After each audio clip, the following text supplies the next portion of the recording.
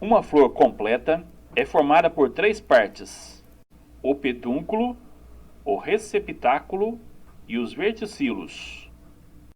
Os verticilos são formados pelo cálice, corola, que é o conjunto de pétalas da flor, androceu, parte masculina da flor, formada pelo conjunto de estames. Um estame é formado pela antera e filete. Gineceu, parte feminina da flor. O gineceu é formado pelo conjunto de pistilos. Cada pistilo é formado por um estigma, um estilete e um ovário. Polinização. Embora muitas flores apresentem simultaneamente estames e carpelos, existem mecanismos que, na maioria das vezes, evitam a autofecundação. Como exemplos, pode-se citar a incompatibilidade genética entre o grão de pólen e o carpelo da mesma planta, ou o amadurecimento do estame e do carpelo em épocas diferentes. Tais mecanismos favorecem a fecundação cruzada, muito mais vantajosa em termos de variabilidade genética. Uma das razões do sucesso das angiospermas é justamente a presença de mecanismos de transportes do grão de pólen de uma planta até o carpelo de outra planta. Esse transporte, denominado polinização, torna a fecundação independente da água, permitindo a ampla distribuição desses vegetais no habitat terrestre. A polinização das angiospermas apresenta algumas vantagens em relação à das gimnospermas, pois, nas gimnospermas, o grão de pólen é levado pelo vento, que por acaso poderá cair em outra planta. Nas angiospermas, o pólen é levado por insetos e outros animais, que se alimentam do néctar daquela espécie de planta. Com isso, há mais chances de um grão de pólen ser levado justamente para a planta da mesma espécie. Esse sistema de polinização dirigida permite não apenas uma economia na produção de grãos de pólen, mas também facilita a fecundação cruzada entre duas plantas, o que aumenta a variabilidade genética. Formação do grão de pólen. No interior das anteras existem os sacos polínicos, que possuem as células mães dos micrósporos. Cada célula mãe de micrósporo dá origem, através da meiose, a 4 micrósporos. Cada micrósporo formado, através da mitose, dá origem a um grão de pólen. Formação do gametófito feminino. No interior do ovário de uma flor, pode-se encontrar um ou vários óvulos presos ao ovário por um pedúnculo.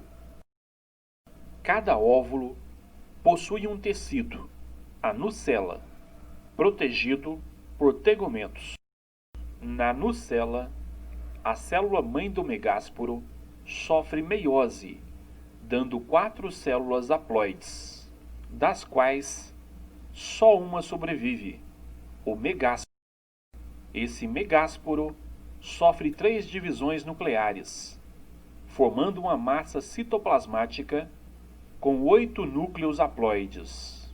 Dos 8 núcleos, 3 permanecem em um polo e 3 vão para o polo oposto, onde são envolvidos por membranas plasmáticas e se individualizam como células. Os 2 núcleos restantes migram do polo para o centro, formando a célula central, com 2 núcleos, que, por terem migrado dos polos, são chamados núcleos polares.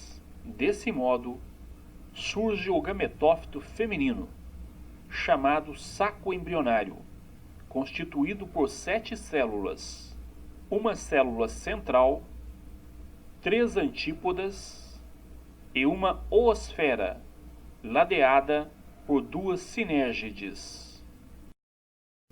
Fecundação. Quando o grão de pólen entra em contato com o estigma, ele desenvolve um tubo de citoplasma, o tubo polínico, formado a partir da célula do tubo. O tubo polínico cresce para dentro do estilete, em direção ao ovário. Dentro do tubo, o núcleo da célula geradora se divide, originando duas células haploides. As células espermáticas, também chamadas núcleos espermáticos, que funcionam como gametas masculinos.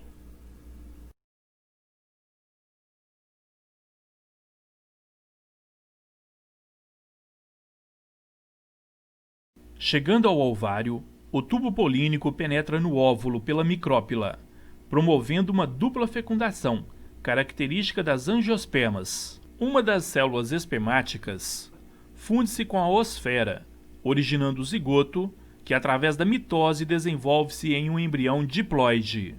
A outra célula espermática funde-se com os dois núcleos polares, originando uma célula triploide, a célula mãe do albúmen. Estas células sofrem mitose e formam um tecido triploide, ou endosperma, reserva nutritiva do embrião.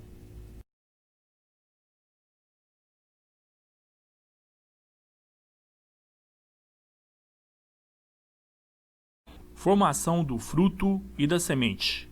Após a fecundação, o ovário transforma-se em fruto, e os óvulos em seu interior transformam-se em sementes.